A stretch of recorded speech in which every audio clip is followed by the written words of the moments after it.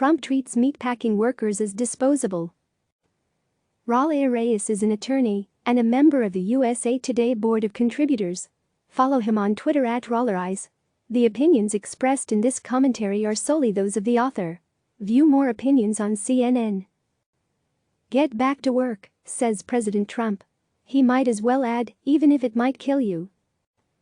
Tuesday, he used the Defense Production Act to order meat and poultry processing plants to stay open, despite the coronavirus pandemic. He declared them critical infrastructure in an executive order designed to avoid shortages of beef, pork and chicken. "We're working very hard," Trump said, "to make sure our food supply chain is sound and plentiful. Given that meat processing plants are COVID-19 hotspots, this order is the height of irresponsibility and cruelty. It endangers the health of some of America's most vulnerable workers, many of whom are Latino, African American and immigrants. It prioritizes corporate interests over workers' lives." Sadly, to this president, immigrant labor is clearly disposable and always useful for political gain. Across the country, meatpacking plants have been closing as their employees have gotten sick. Smithfield Foods closed its pork processing plant in Sioux Falls, South Dakota, this month after more than 600 workers tested positive for coronavirus.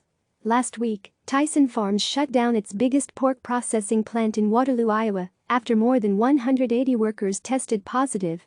Other plants across the country have similarly closed, with reports of coronavirus-related illness and deaths. The employees at such plants work under extremely difficult, hazardous conditions. They often work shoulder to shoulder, receiving and killing animals and butchering them for sale. It is grueling, repetitive work that many Americans would shudder at doing, especially given the risk of injury and the low pay. In 2017, employees at meat plants earned on average about $15 an hour plus benefits, while employees at chicken plants earned on average about $1 less per hour.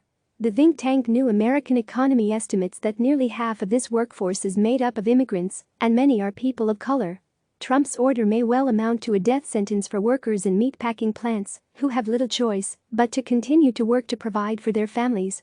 In Iowa, for example, citing Iowa state data, the Gazette reports that African Americans and Latinos have disproportionately high rates of coronavirus as a result of their work in meatpacking plants, when compared with U.S. Census Bureau figures on their relative representation in the state. While Latinos are 6% of Iowa's population, they account for 17% of the state's confirmed coronavirus cases.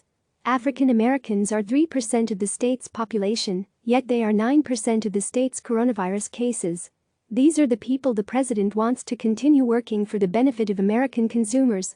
How unsurprising that the president, who has shown unprecedented cruelty and disdain for immigrants and minorities, now expects them to risk their lives so we all can have an uninterrupted food supply.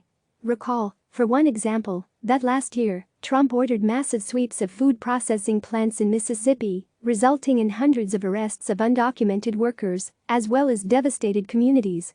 The way Trump rolled out this executive order is especially telling. He told reporters he was working with Tyson Foods, as opposed to health and workplace safety experts. The order was developed in consultation with corporate industry leaders. "We're going to sign an executive order today, I believe, and that'll solve any liability problems," Trump said on Tuesday. While his executive order states that employers will follow guidelines from the U.S. Centers for Disease Control and Prevention and the Occupational Safety and Health Administration, his main concern seems to be for corporate bosses, not for employees or public health. And does anyone think that the president would be comfortable ordering white-collar professionals to stay at work, despite significant health risks of COVID-19 transmission?